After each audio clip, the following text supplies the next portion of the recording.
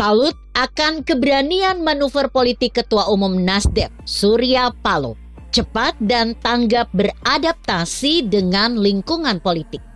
Lobi-lobi politik yang telah dilakukan menambahkan kepercayaan diri bagi Nasdem untuk segera bersikap menghadapi kontestasi politik jelang tahun 2024. Nasdem berani deklarasikan capres.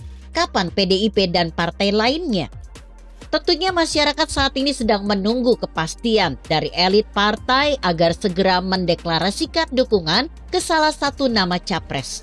Banyak capres yang lebih-lebih dulu manggung dan ditambah peran lembaga survei serta memeriahkan nama-nama capres.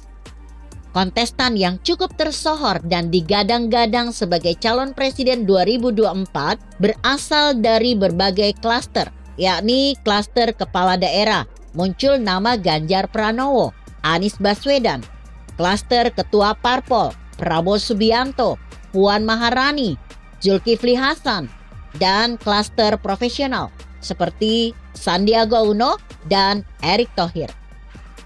Media dan lembaga survei politik turut serta memberikan dorongan gambaran atau potret dari masing-masing capres.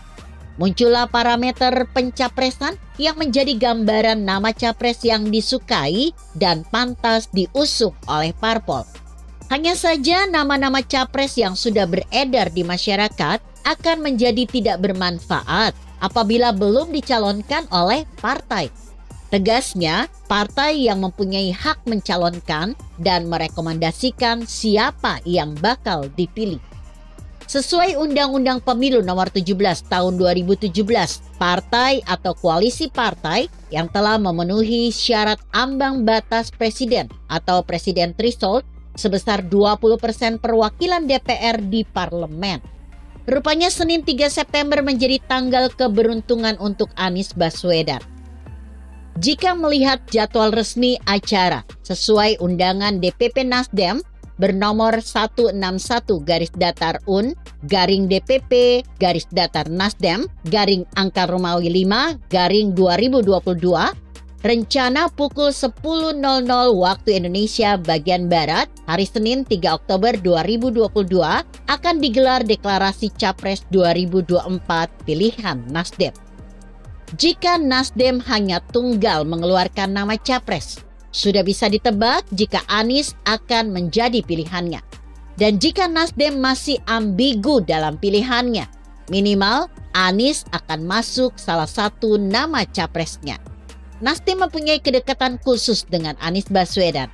Konon, mantan gubernur DKI ini termasuk juga pendiri Nasdem.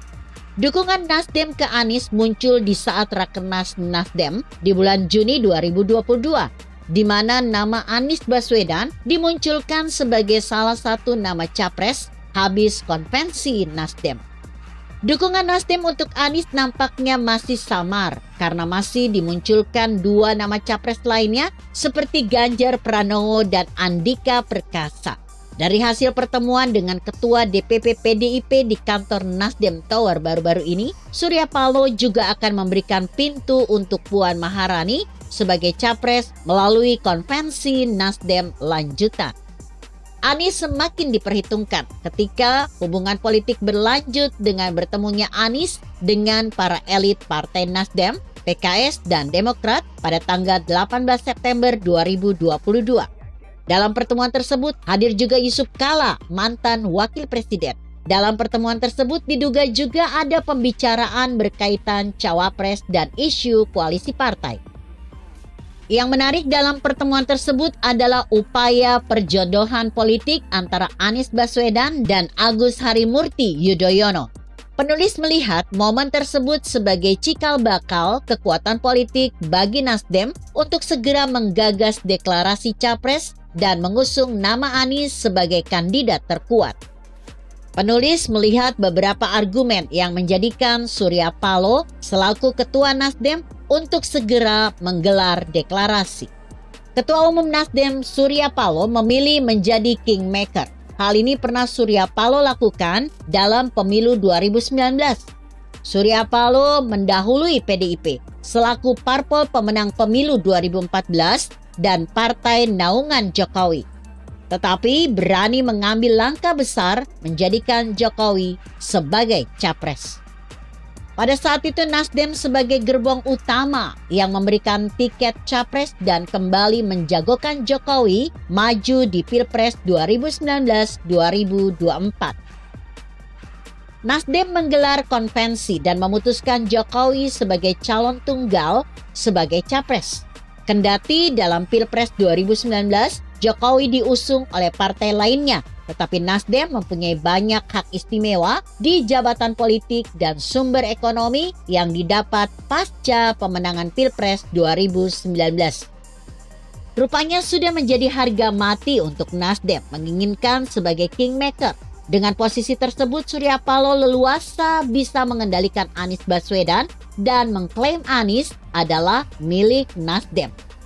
Tentunya keputusan ini akan segera dibayar mahal oleh Nasdem, baik dari sisi beban politik dan juga beban biaya yang harus dibelanjakan untuk mengikatkan Anies Baswedan menjadi presiden 2024. Geliat Nasdem hari ini akan segera mengubah konstelasi dan kontestasi politik nasional.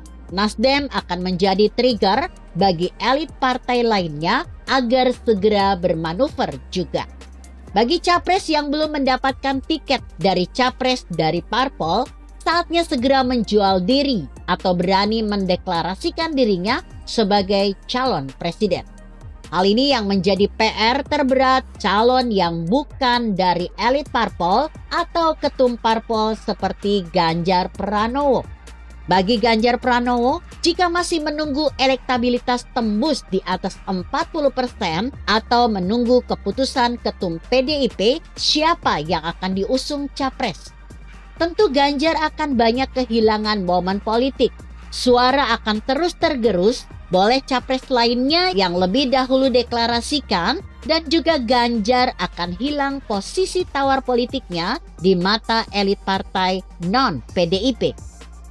Gebrakan dan manuver radikal dari seorang Ganjar sedang dinanti oleh ratusan juta masyarakat Indonesia. Apakah akan menjadi pecundang atau menjadi negarawan yang siap menghadapi segala resiko politik?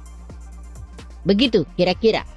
Artikel ini ditulis Heru Subagya yang disadur dari Kompasiana.com dengan judul Anies menang langkah, Ganjar harus berani banting setir. Bagaimana menurut Anda? Jika Anda berpendapat lain, tuliskan komentar Anda di bawah ini. Saya Emma, Karisma 90.